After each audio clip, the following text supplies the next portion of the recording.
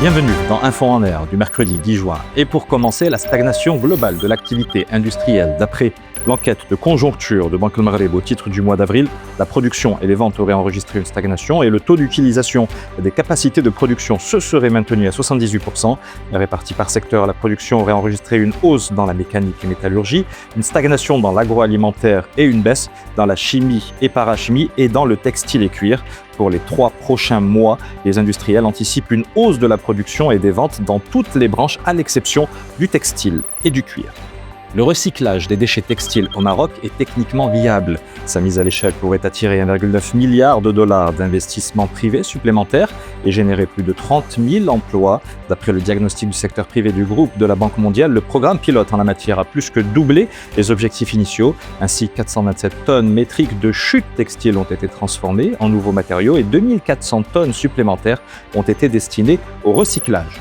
Le Maroc est désormais engagé dans une nouvelle phase de son développement touristique. C'est la conviction de la ministre de tutelle, Fatem Zahra Amour, a rappelé l'ambition d'atteindre 26 millions de visiteurs à l'horizon 2030 et de hisser le royaume parmi les grandes destinations touristiques mondiales.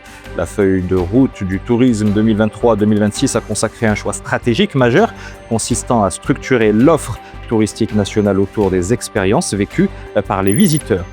L'Union européenne mobilisera jusqu'à 25 milliards d'euros pour le développement des énergies renouvelables et des technologies propres dans la région euro-méditerranéenne d'ici 2035.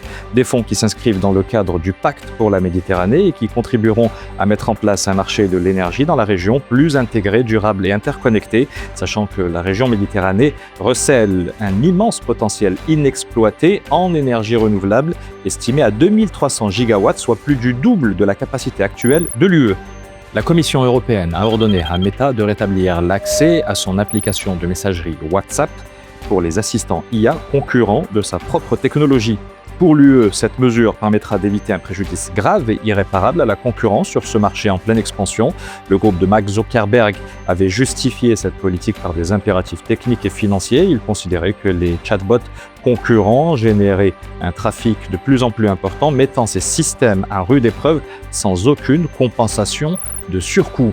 C'est la fin de cette Info en Air. Avis aux startups et aux PME. Infomédiaire vous offre une interview pour mettre en valeur votre parcours et votre activité. Pour y souscrire, n'hésitez pas à nous contacter via WhatsApp au 06 00 01 43 78. Et d'ici là, portez-vous bien.